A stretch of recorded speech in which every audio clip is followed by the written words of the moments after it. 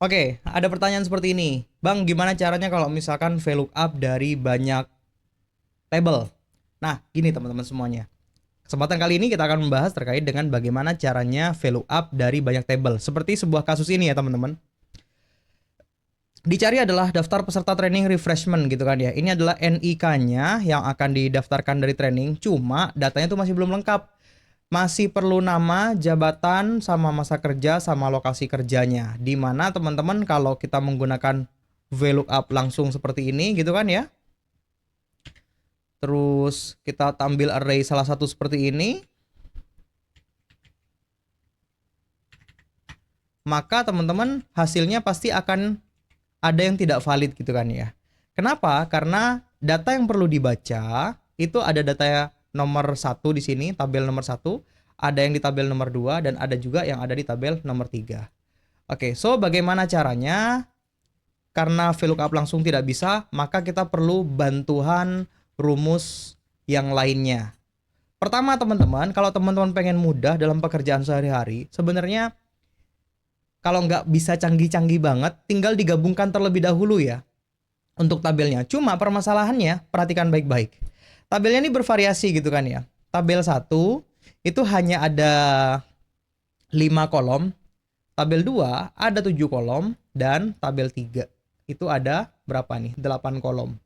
So, teman-teman, sebenarnya ada tabel yang sama dan ada tabel yang berbeda. So, kita akan satukan terlebih dahulu. Cara menyatukannya adalah seperti apa?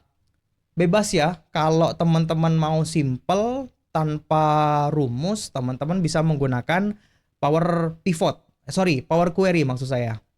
Nah, itu gampang banget untuk menyatukannya. Tapi dalam kesempatan kali ini kita akan coba kita satukan menggunakan rumus ya. Rumusnya apa? Rumusnya yaitu adalah VStack, teman-teman. Namun sayangnya rumus VStack ini cuma ada di versi online web seperti yang saya gunakan saat ini, atau teman-teman berlangganan di Microsoft 365 ya. Itu berbayar ya, teman-teman harus berbayar secara per tahun gitu kan, kalau tidak salah seperti itu. Namun kalau misalnya yang saya gunakan ini Microsoft 365 versi online, ini teman-teman bisa akses secara gratis siapapun. Cukup dengan membuat terlebih dahulu email seperti ini ya, Microsoft Copilot. Kalau sudah, teman-teman bisa menggunakan. Oke, baik, nggak apa-apa. Buat teman-teman yang sudah memiliki Microsoft 365 bisa langsung praktek. Buat teman-teman yang masih belum punya, ya saran saya teman-teman coba laksanakan menggunakan ini ya, Microsoft 365 yang versi online. Atau teman-teman ya coba tonton dulu deh, barangkali menarik. Oke, langsung saja kita akan eksekusi. Kita akan menggunakan rumus VStack. Nah, VStack ini dia mintanya gampang banget ya. Abis di VStack dia mintanya adalah array. Artinya teman-teman, kita sebenarnya cukup tinggal blok saja seperti ini, koma. Lalu kita blok lagi di sini. Sorry ya, kalau di Microsoft ini bukan pakai koma ya teman-teman. Saya terbiasa pakai koma. Di sini itu harus titik koma. Oke, beda settingan dengan komputer saya. Saya ulangin ya.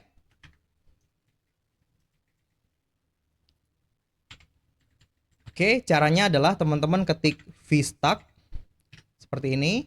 Lalu rumus VStack nih gampang banget. Dia tuh tinggal minta array 1, array 2, array 3 dan seterusnya gitu kan ya. Cuma syarat minimalnya itu adalah array 1. Hanya saja karena ini ada 3, maka kita akan membuat array sebanyak 3 kali. Caranya adalah teman-teman tinggal blok aja data yang ingin teman-teman gabungkan. Lalu teman-teman tekan F4 biar nggak bergerak. Titik koma. Lalu blok arrange yang kedua, array yang kedua. Titik koma. Kenapa menggunakan titik koma? Biasanya video saya sebelumnya pakai koma. Nah, ini karena faktor perbedaan settingan teman-teman. Kalau di komputer saya basicnya itu adalah koma. Dan kalau untuk Microsoft 365 ini menggunakan titik koma. Gimana sih caranya merubah dari koma ke titik koma? Di video lain kita akan bahas ya. Terus ini di blok juga, tekan F4, tutup kurung, dan enter. Jadi ya teman-teman, tapi meskipun jadi, kita punya masalah baru. Perhatikan baik-baik. Lokasi bekerja, nick, oke. Sesuai lah, semuanya dari atas ke bawah, nick. Kalau kita VLOOKUP, aman. Nama sesuai, kita VLOOKUP aman. Jabatan ID, oke masih aman ya. Tapi lokasi kerja udah berbeda. Yang atas ini udah valid lokasi kerja, tapi di bawah ini malah muncul jabatan gitu kan ya. Nah, di sini muncul masa kerja dan di atas ini juga masa kerja, di bawah ini malah kota di bawah ini adalah jabatan gitu kan ya. Nah, ini kan nggak valid teman-teman semuanya. Artinya kita tidak cukup hanya menggunakan rumus V-stack saja. Nah, V-stack ini harus kita tambahkan dengan rumus lain, yaitu adalah choose call. Oke ya. Kita ulangin, kita ketik terlebih dahulu V-stack seperti ini. Nah, array satunya kita menggunakan rumus choose calls. Atau pilih kolom. Kolom mana saja yang akan diambil. Kurang lebih seperti itulah logikanya ya. Nih, kelihatannya ya. Teman-teman blok terlebih dahulu, nanti tinggal instruksikan tabel nomor berapa saja yang akan diambil. Oke ya. Dimulai dari tabel yang pertama, kita blok di sini teman-teman. Tekan F4, jangan lupa, titik koma. Tabel nomor berapa saja yang akan diambil? Saya akan ambil nomor 1, 2, 3, 4, 5. Karena ini sesuai dengan yang di bawah ya. Urutan kan, sama kan? Nama, jabatan, masa kerja, dan lokasi kerja. Saya akan ketik 1, 2, 3. Sorry, saya salah ketik. Saya close dulu. 1, 2, 3, 4, dan 5. Tutup kurung. Titik koma. Nah, sekarang kita kembali ke rumus V-stack-nya. V-stack dia minta array yang kedua. Kita menggunakan choose call lagi ya. Oke, kita blok. Sekarang kita akan ambil di sini.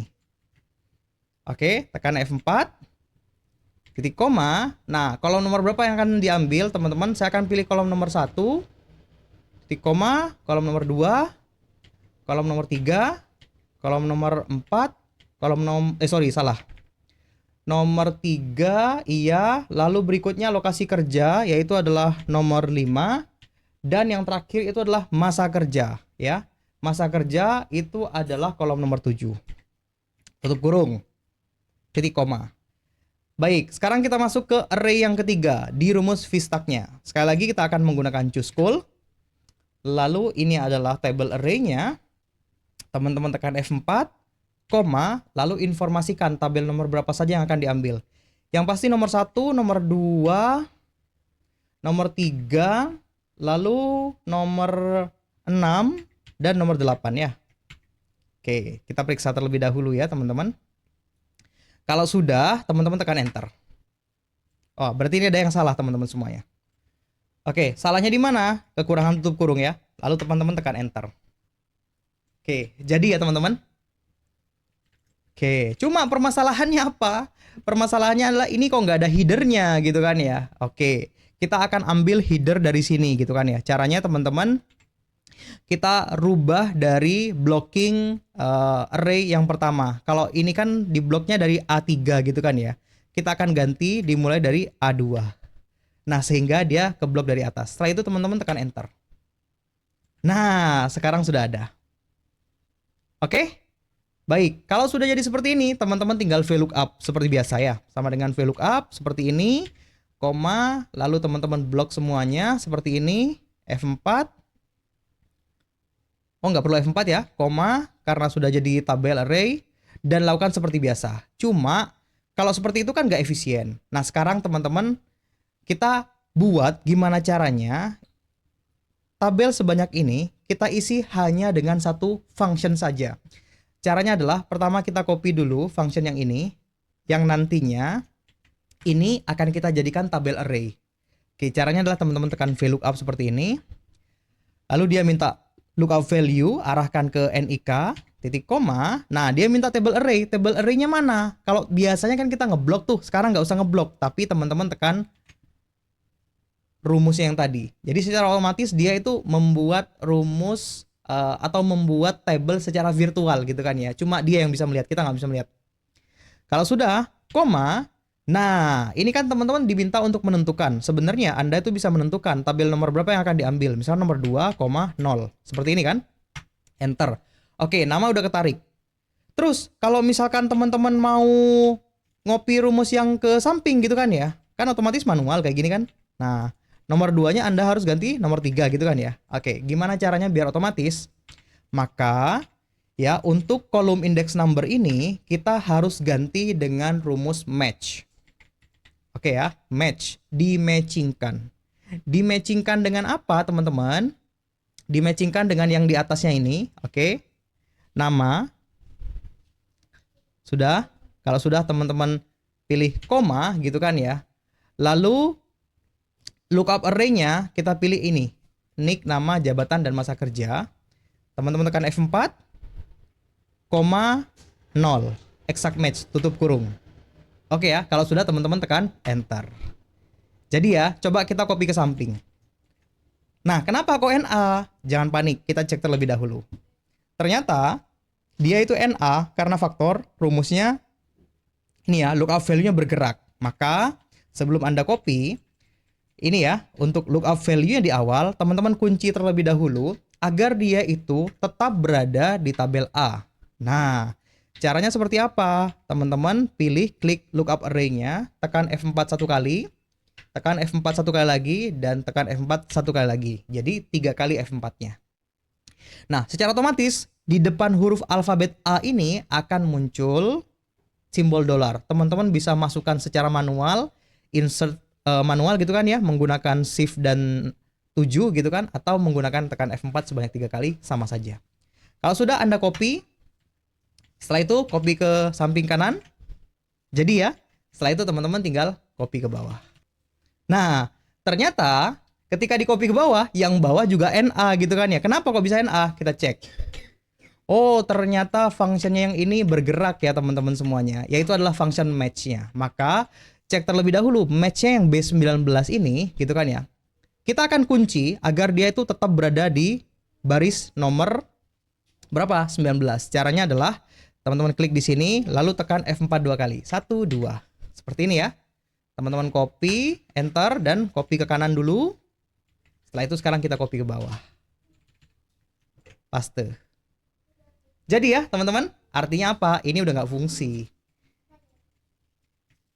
Sorry, ini nggak fungsi ya.